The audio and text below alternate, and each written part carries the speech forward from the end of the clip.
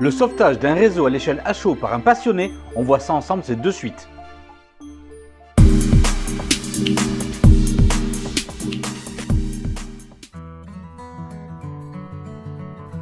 Bonjour et bienvenue dans LF Modélisme, votre chaîne qui vous parle de modélisme. Aujourd'hui, on se voit ensemble, nous partons à la rencontre de Dimitri, un passionné de modélisme ferroviaire.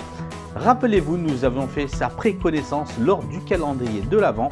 Aujourd'hui, on va aller le rencontrer chez lui. Il va nous parler de ses projets, de ses ambitions et également de la découverte qu'il a faite il y a peu de temps. Il va nous en parler, je ne vous dévoile pas tout.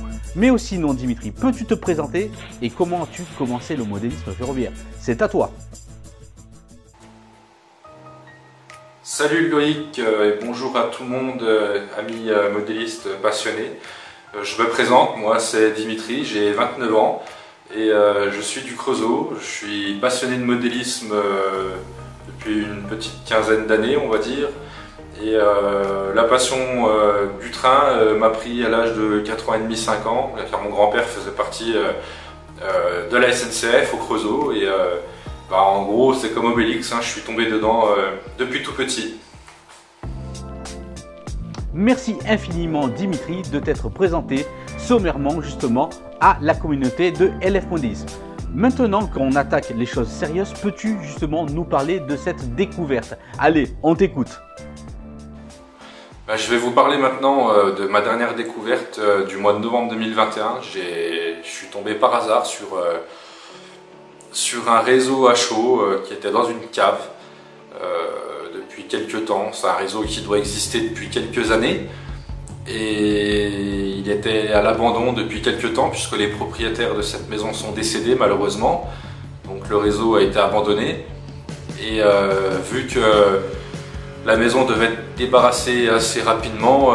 L'entreprise qui a fait ce déménagement en catastrophe, on va dire, on fait circuler le message que le premier qui arrivait pour démonter ce réseau, il l'emmenait. Donc c'est ce que j'ai fait, hein. J'ai pris contact avec eux le lundi et le mardi matin à 8 h, j'étais avec la voiture devant le garage, avec la montagne d'outils pour tout démonter. Voilà.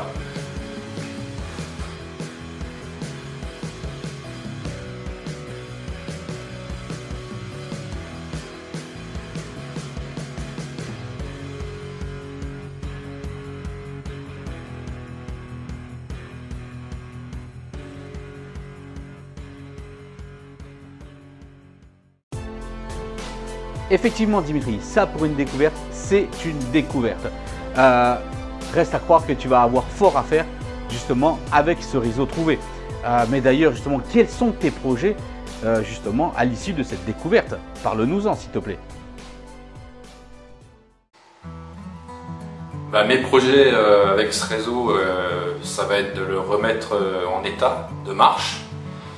Donc vraiment il y a beaucoup de travail parce que il faut le remettre en état de marche, mais il faut le remettre aussi, il faut le mettre en situation, parce que le propriétaire, en fait, si vous voulez, quand il l'a monté, n'a pas pensé à l'éventuel démontage un jour.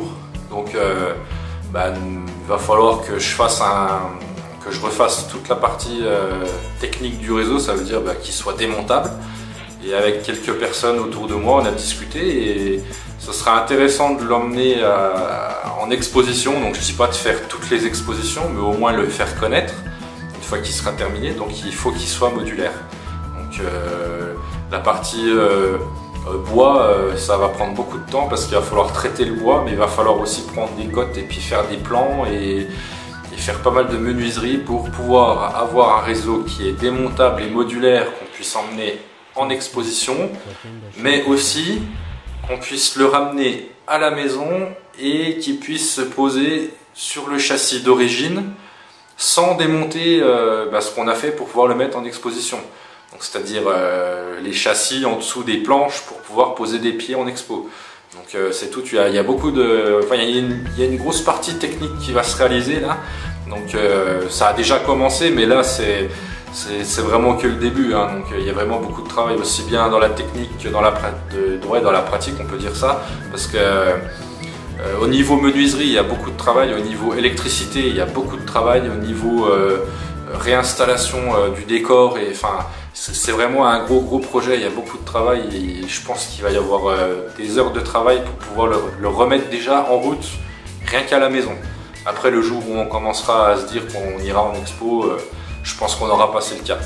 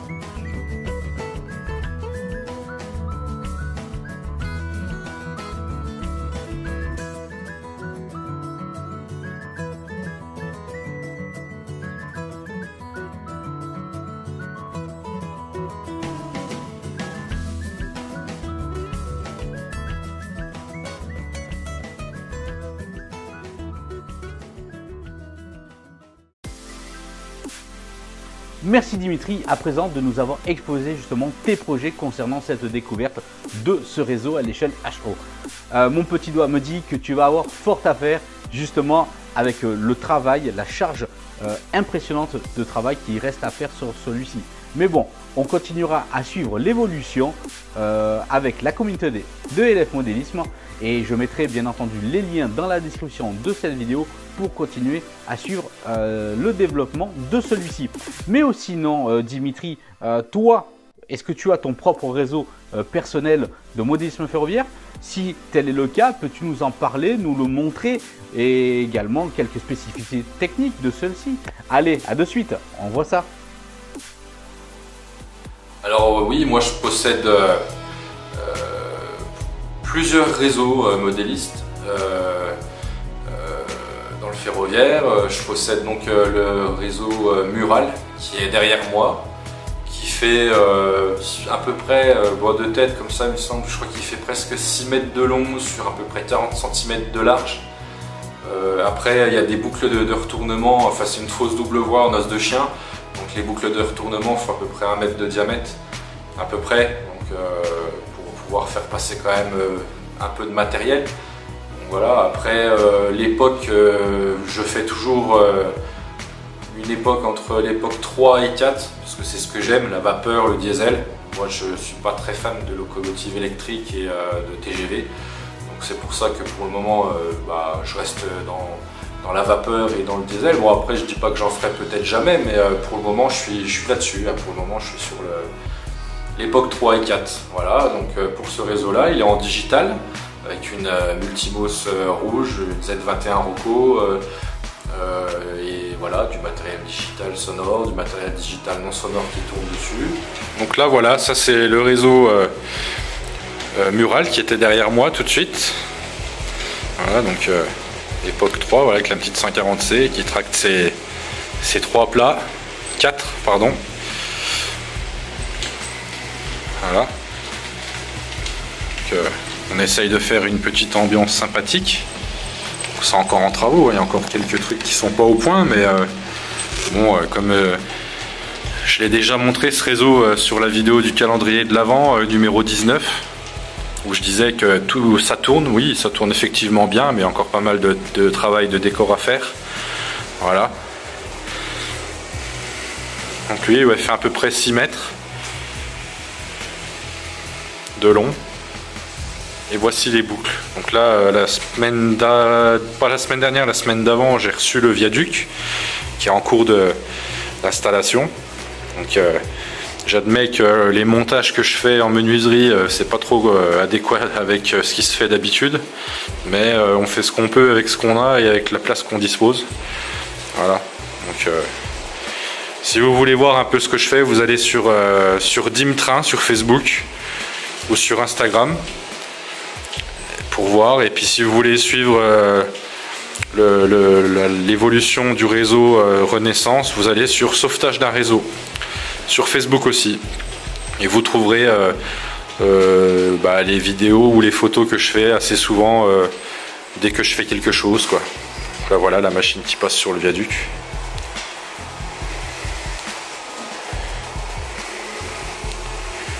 Faut pas prendre en compte les maisons, comment elles sont disposées, hein, parce que je les ai juste mises pour le moment comme ça, parce que je savais pas trop comment le mettre. Mais bon, ça va se faire plus tard, voilà. Et j'ai une petite cathédrale aussi que j'adore. Elle est magnifique cette cathédrale. Donc ça, voilà pour le premier réseau. Ensuite, j'ai un réseau modulaire que je suis en train de monter, de confectionner. Donc c'est un modulaire qui est assez costaud parce qu'il est quand même... Enfin, j'ai pas fait des caissons très légers, mais bon, après, j'ai fait avec ce que j'avais en bois, parce que c'est vrai que les matériaux maintenant sont relativement très chers.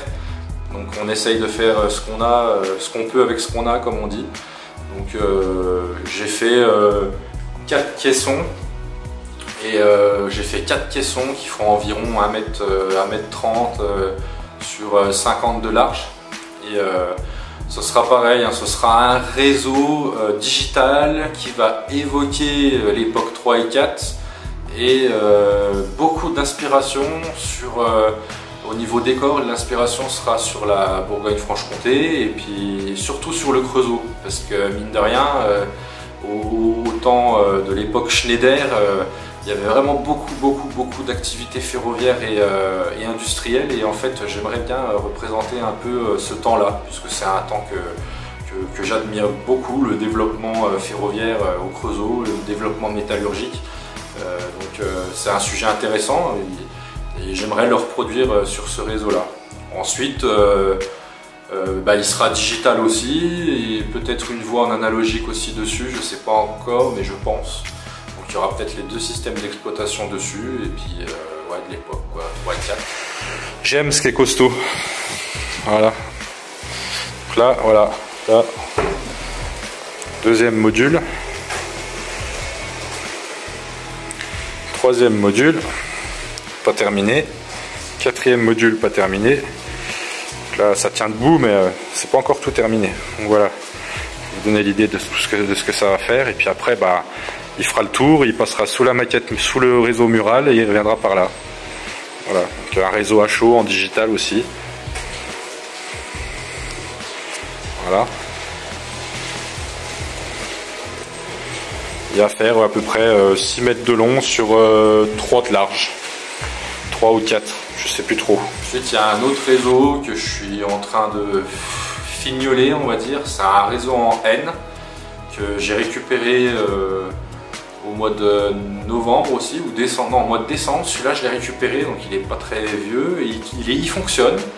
Il y a juste du décor à faire, un petit peu de décor à finir, parce qu'il est déjà beaucoup décoré. Un petit peu de décor à finir, oui, il fait 1m80 par 80 cm de large. Voilà, c'est un réseau en N, analogique. Il représente un peu pareil, hein, l'époque 3 et 4, puisque dessus on a un dépôt vapeur. On a une halle marchandise, on a une péniche qui ramène du charbon, et on a une petite gare sympathique. Moi, je ferai des photos et des vidéos pour vous montrer ça. Et là, on a le petit réseau en N que j'ai eu fin d'année là. Donc là, on a le pupitre de commande, de l'analogique et du pur souche, hein, du jouef, hein, et après ça a tout été fait maison par l'ancien propriétaire, mais il a fait vraiment les choses bien. Voilà. Et comme vous voyez, il y a un peu de décor à faire, hein. Donc moi j'ai tout enlevé ce qu'il y avait dessus, c'était cassé, c'était pas très joli et pas trop ce que je voulais, mais il y a quelque chose à faire. Voilà. Là, vous voyez, là il y a la péniche qui rapporte du charbon. Donc voilà, il y a un peu de décor à faire, hein. Là on a la halle marchandise, vous voyez, avec le toit de la halle à refaire.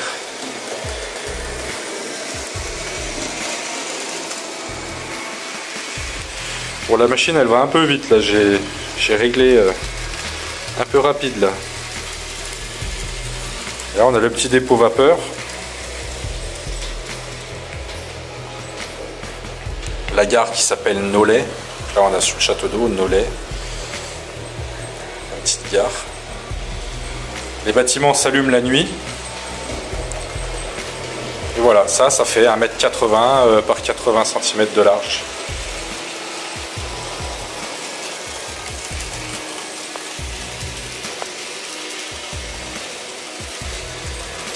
Ça va sous le tunnel, ça monte une petite rampe. Voilà.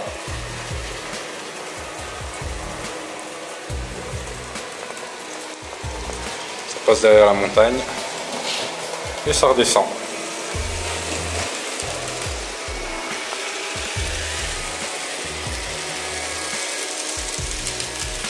Donc voilà pour ce réseau. Voilà, et puis bah, l'autre projet, l'autre réseau, quoi, le réseau que je vous ai parlé tout à l'heure, le réseau Renaissance, qui lui aussi va me donner pas mal de boulot. Donc là sur le feu, j'ai un réseau qui est presque fini, un deuxième réseau, enfin j'aimerais dire que j'ai un réseau fini à 99%.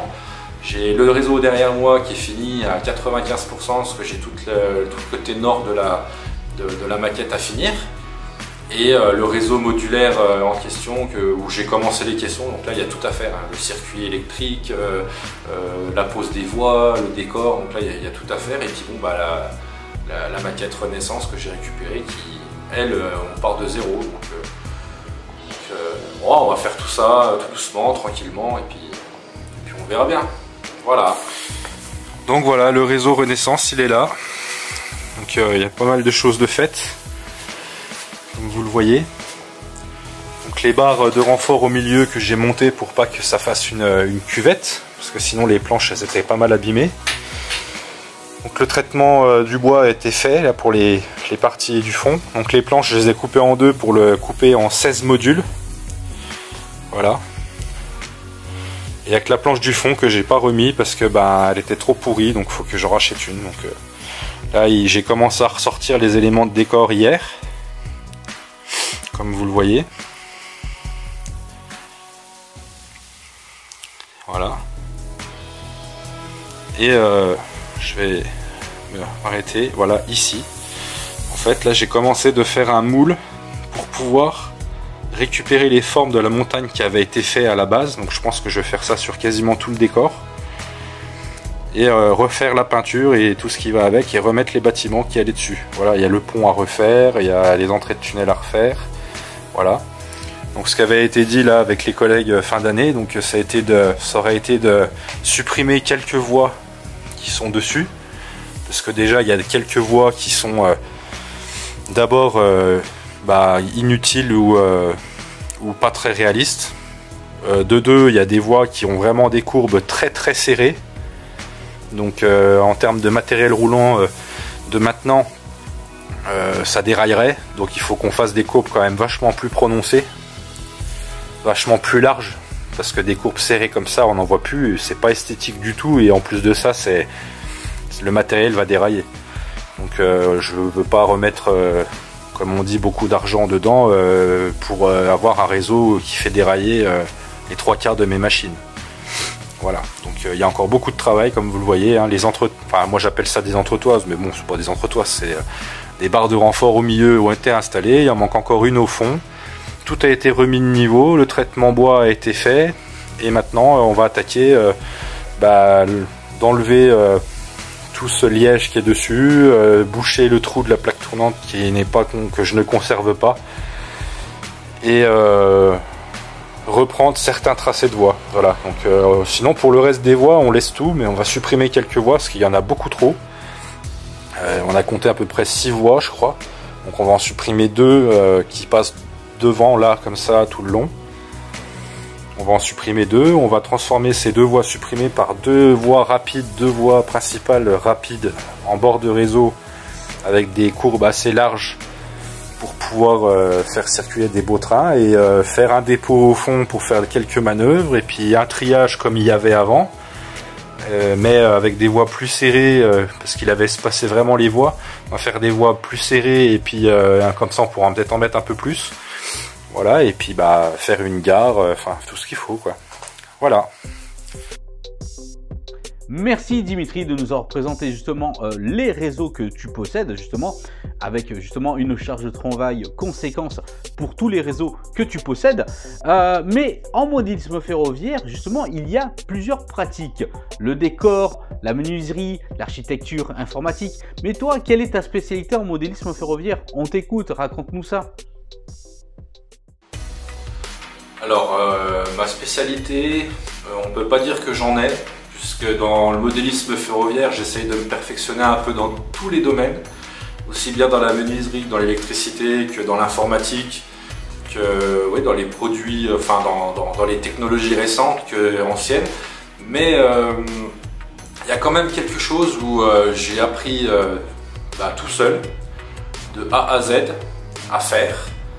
Et bon, avec le matos qu'on a à l'heure de maintenant, vous me direz que c'est pas très compliqué, mais bon, il y a certaines personnes qui n'y arrivent pas ou qui n'osent pas.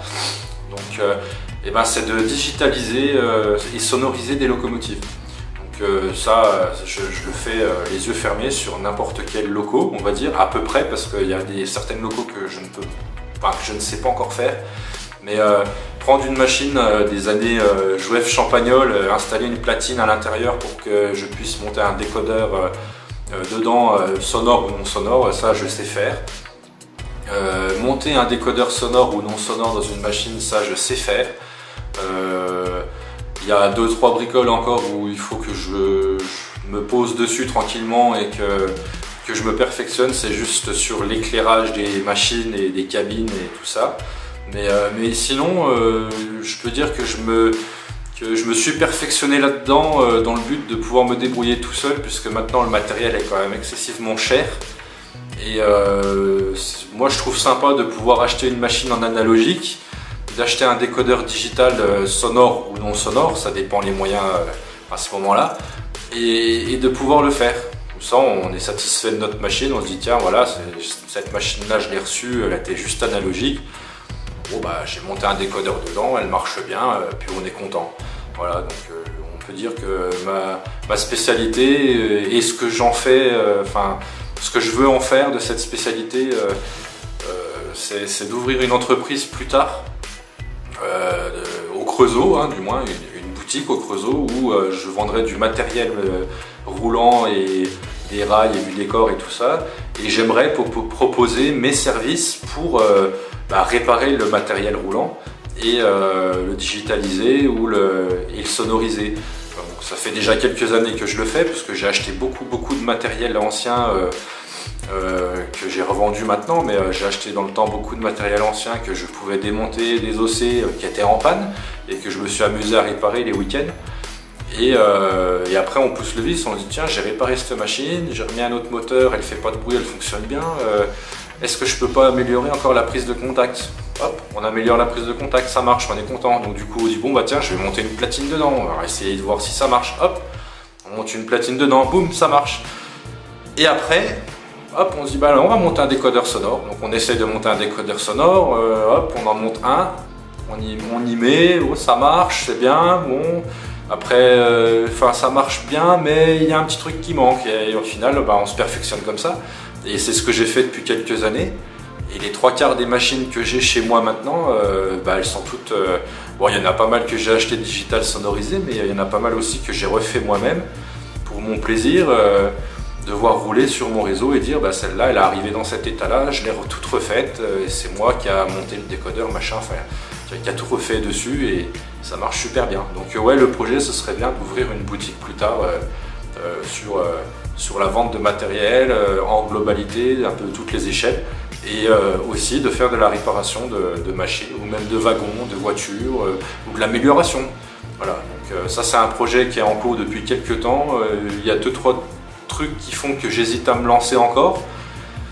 Mais je pense que dans quelques temps, je vais peut-être passer le pas, puisque finalement, qui ne tente rien n'a rien. Voilà.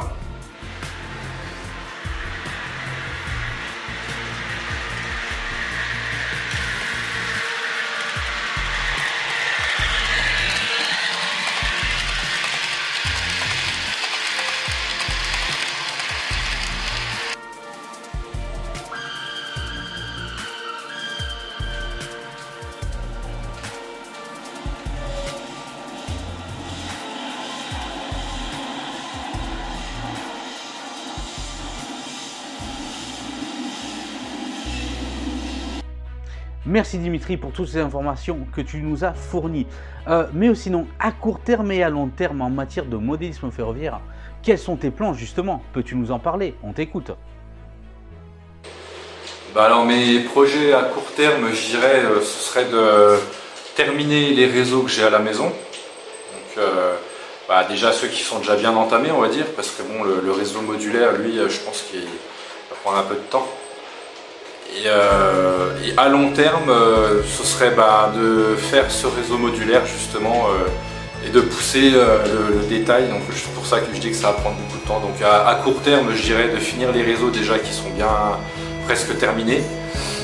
Et à long terme, de continuer à monter ce réseau modulaire et pouvoir le monter en exposition et puis se faire connaître. Voilà.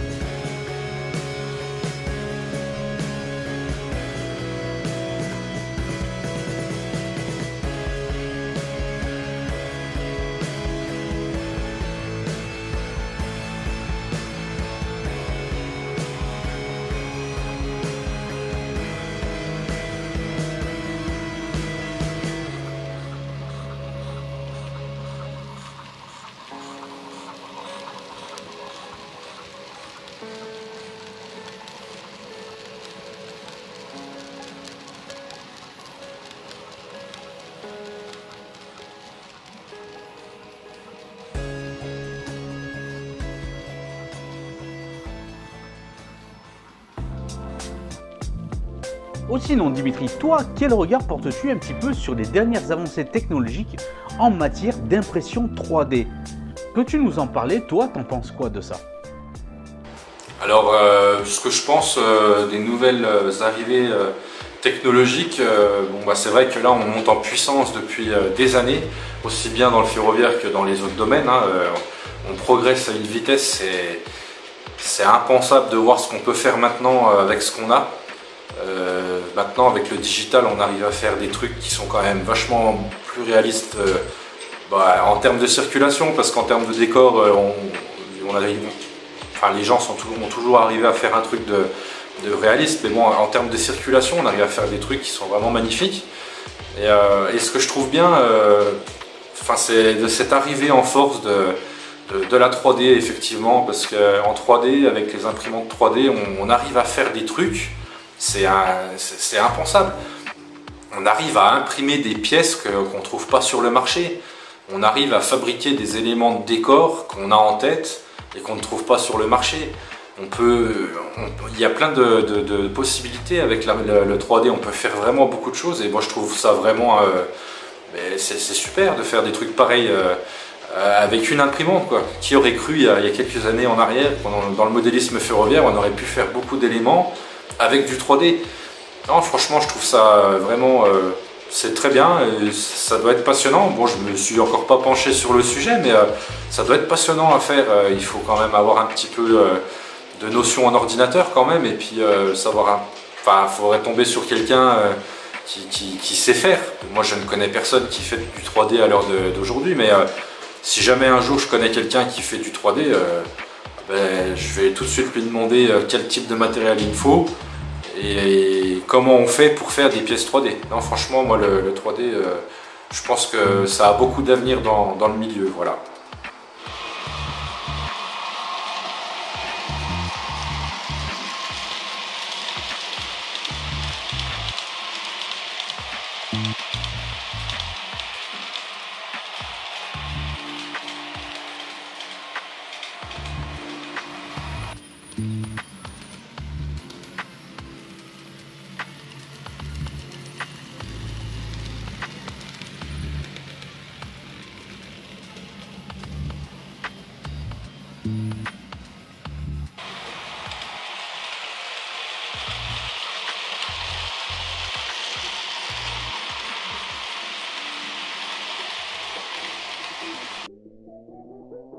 Oui, mais également, quel regard portes-tu également sur les avancées technologiques en matière de digital aux dépens de l'analogique?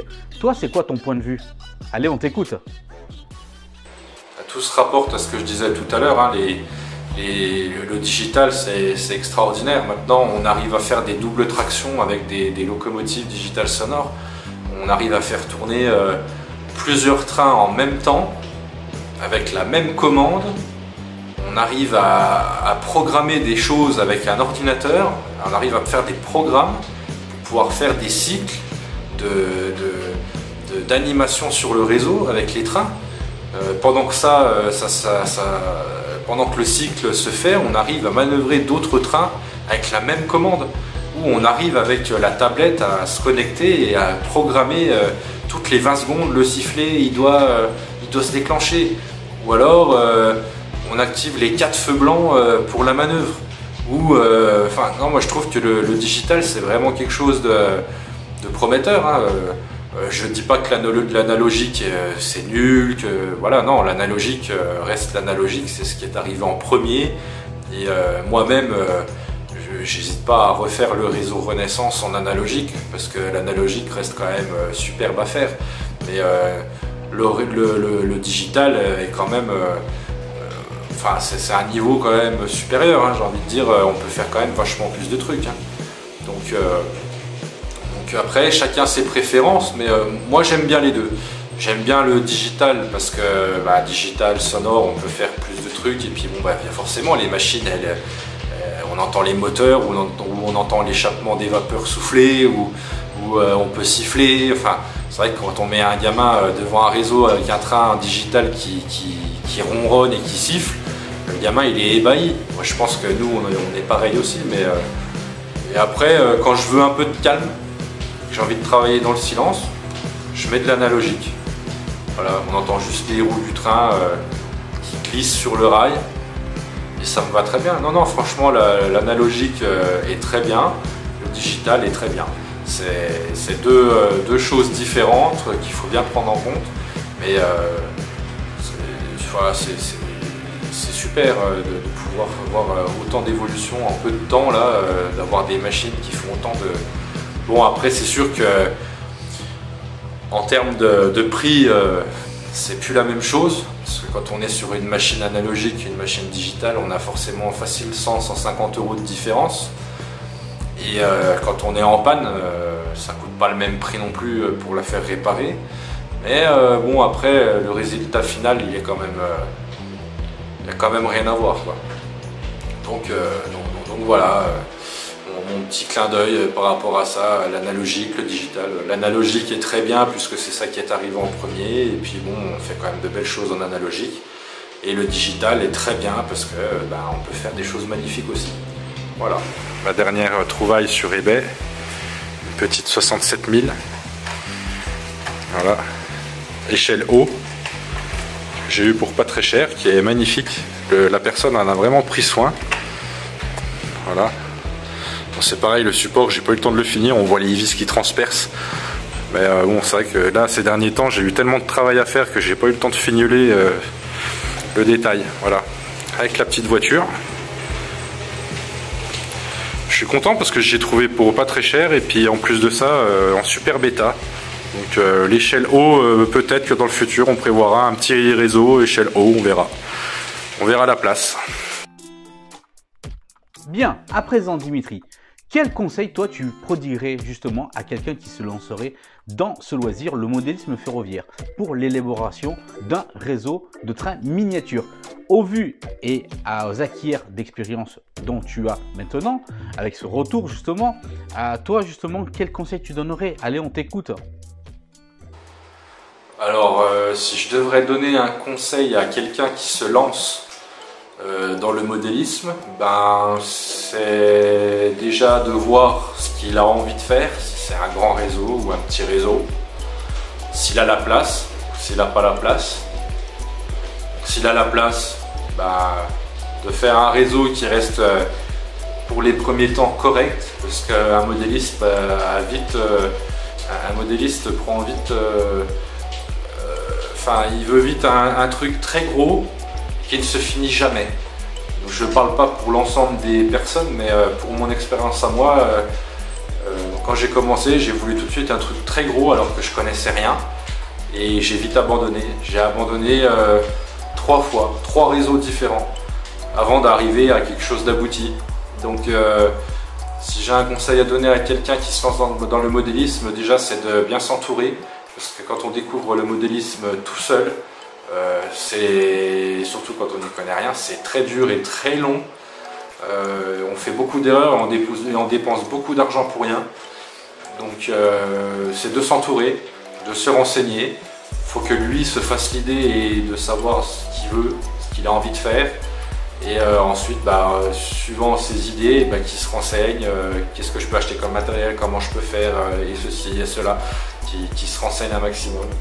Et après, s'il choisit l'option de faire du T-Track, moi je trouve ça très bien parce que le T-Track c'est quand même pas mal.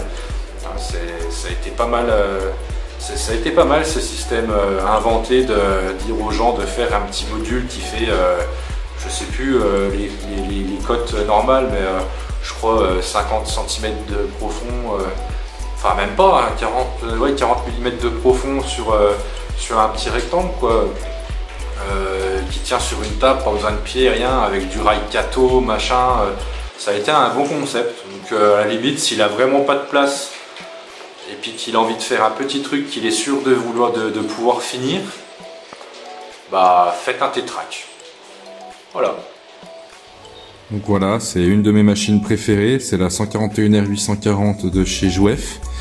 Voilà, donc elle est sonorisée, donc c'est en réalité une des premières machines sur laquelle je suis monté pour la première fois, qui passait par le Creusot pour un voyage touristique. Et le jour où je l'ai trouvée en HO, c'était l'année dernière, je me suis dit on va faire flamber la carte bleue et puis on va acheter cette petite machine sonorisée, voilà. Donc je vais essayer de mettre la sonorisation avec une main, c'est voilà. C'est une machine qui est vraiment splendide, elle est magnifique.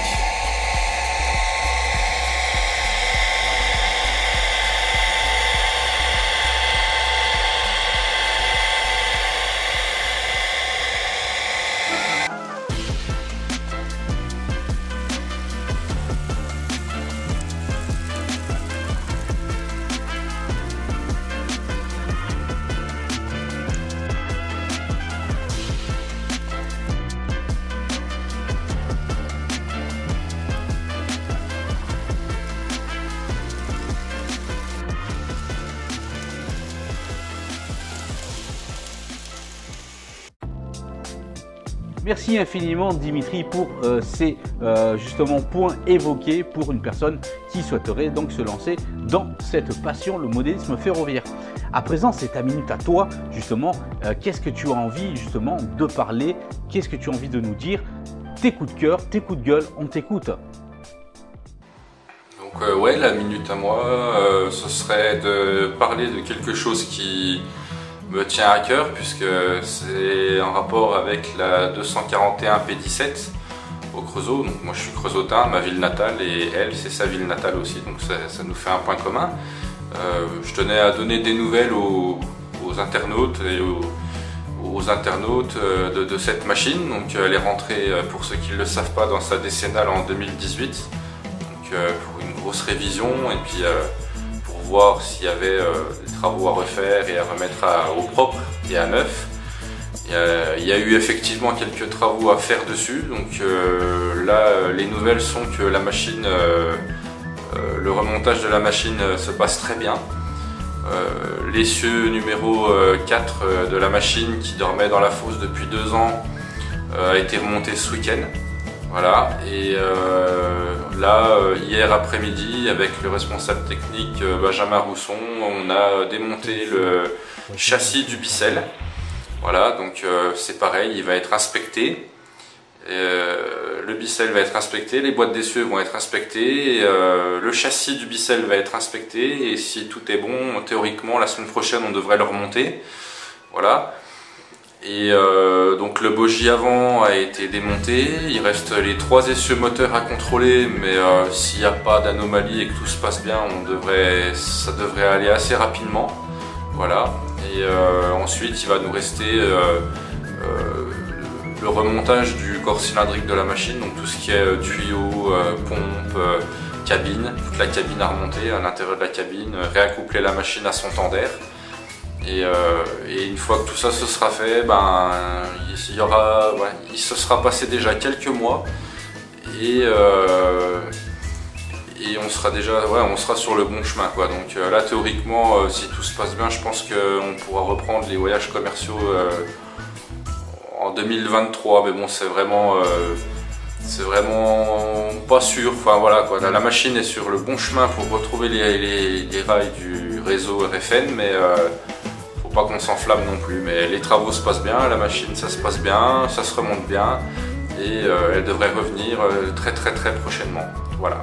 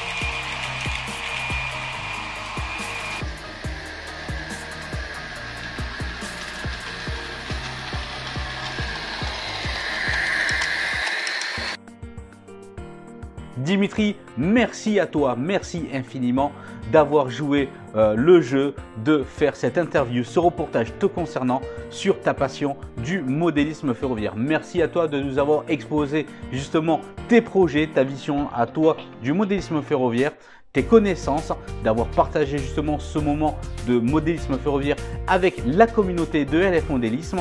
Ça fait super plaisir.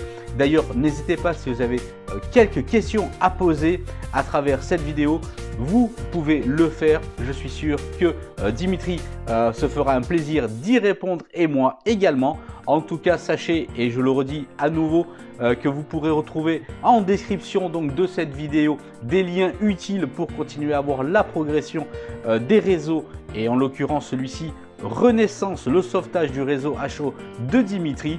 Voilà, vous trouverez tout en lien en description de cette vidéo.